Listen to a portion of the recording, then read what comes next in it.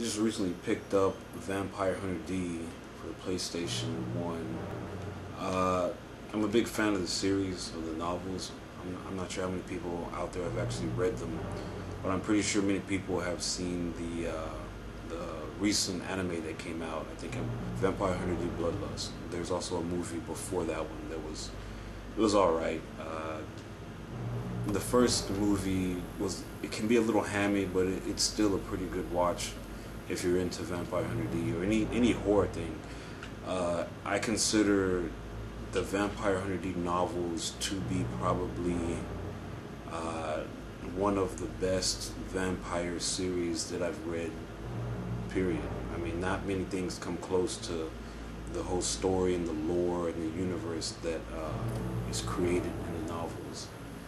But anyway, it's basically my review for Vampire Hunter D. The story is basically like the Vampire Hunter D movie that just recently, well, not just recently, but came out in 2000. There are a few slight changes to the story.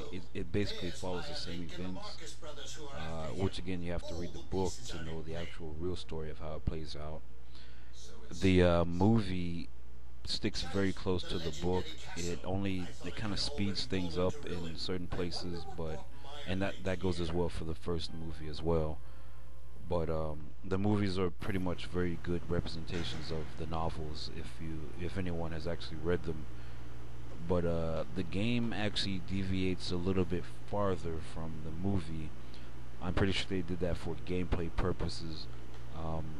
And of course, probably because of the budget. I'm pretty sure this game suffers a lot because of the budget. They really could make a very, very good Vampire Hunter D game. I mean, it has everything that you would want. But the story pretty much revolves around the Vampire Hunter D Bloodlust movie. Many of the characters from the movie are in the game. They make their appearances.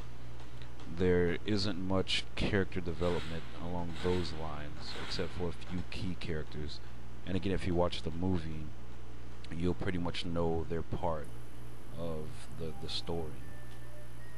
The gameplay is pretty much typical of any survival horror game that came out on the PlayStation around this time. I think this game came out around 98, 99, somewhere around there. It was around the release of before or after the release of the movie. Somebody out there correct me if I'm wrong. This must be a portrait of Carmilla, But the mistress who resided in this castle. it basically controls like any other survival horror game. Lots of moonwalking going on. The combat system is one thing I want to point out. I wasn't a big fan of the controls of the game. Not a big fan of it at all. In fact, it was the controls that almost made me want to not play the game. But there is one move that you pretty much should master, at least in my opinion from what I played, and that is the dash attack. Now, in my opinion, I think this move is highly critical. I mean, all the bosses I fought, pretty much all of them, the dash attack was critical. I mean, you could quickly do the run, dash, and then back out of the engaged combat. And that move, it consists of basically you're walking around with your weapon, and when you get ready to attack an enemy, instead of just pressing triangle and pulling out your weapon, you can do this while you are running, not walking but running, which you can set to instant run in the controls. And what that allows you to do is this dash attack, which then combos into your combo system, which is very basic and generic. The defense button, I forgot the actual term they used in the game, but the defense button where he cloaks himself, it really isn't very useful in combat.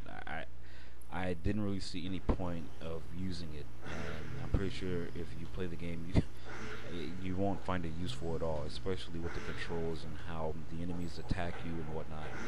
I did not find the defense very useful.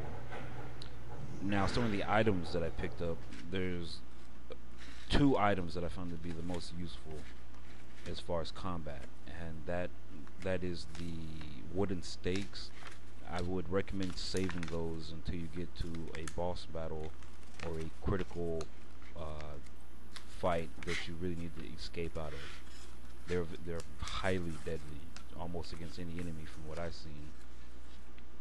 And the flashbang when you get overwhelmed by enemies, and considering the controls in this game, the flashbang is highly, very highly useful weapon to use against random enemies, because the enemies occur almost every room you go into. There will be several enemies that come out, and it's just those two items were very critical.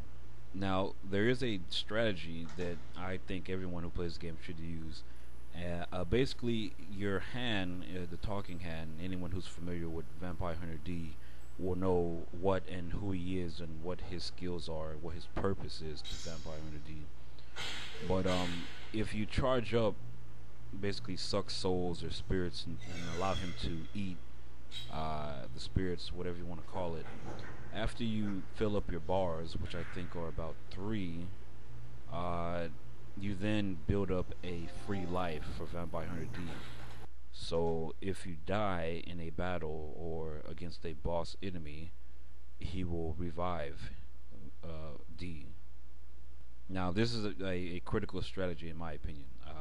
Also, the hand has various attacks. I mean, he can attack, and he also heals D, which is another critical move. Now his attack is very useful, but other than a few moments or points in the game, I didn't really find it necessary. As long as you know what you're doing, really the healing and charging up for your free extra life. Because I mean, if you play the game, you understand why. That is a very critical thing. Also, gather and save all your gems, all your potions until boss fights. That's why I say it is very critical for you to use the hand, because he can just recover D's life instead of you wasting a potion, which would be more useful when you encounter a boss, whatnot. The game has several different endings depending on what you do. Some of them is time based, where if you get to a room at a certain time, a certain event will happen. This type of gameplay mechanic has been seen before, but the game has several endings because of that. I've only seen one ending, but I'm pretty sure you could probably find more playthroughs on YouTube with various different endings. The CGI, again, the graphics are not, they're not that impressive, and again I think that suffers from the budget. I guess they did the best they could with what they had. I also believe the game suffers a lot from the programming and the lack of budget. I'm not sure how quickly this game was rushed out. It could have been better. I would only seriously recommend this to fans of the novels and of the movies, because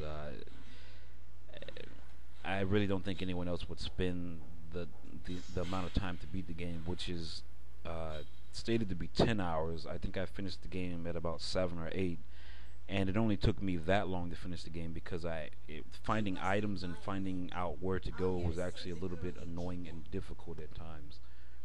But in the maps, again, the game wasn't planned out and put as well as it should have been.